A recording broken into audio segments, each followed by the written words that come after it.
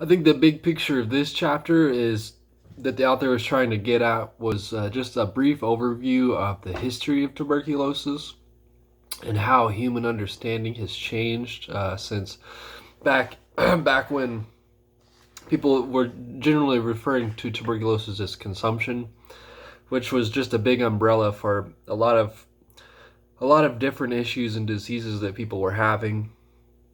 And so basically it kind of goes through the history of tuberculosis, and then kind of shows how it was difficult for people to understand what tuberculosis was because of airborne bacteria. Essentially, that just wasn't a very common thought at all back then. People didn't believe that little microbes floating in the air could cause somebody to get deathly ill and die, or become really sick for long periods of time.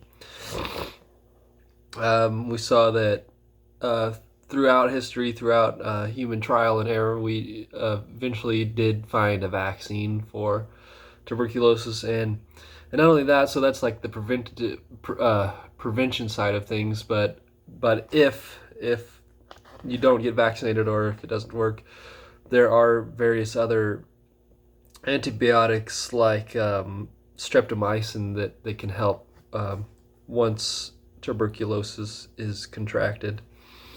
Um,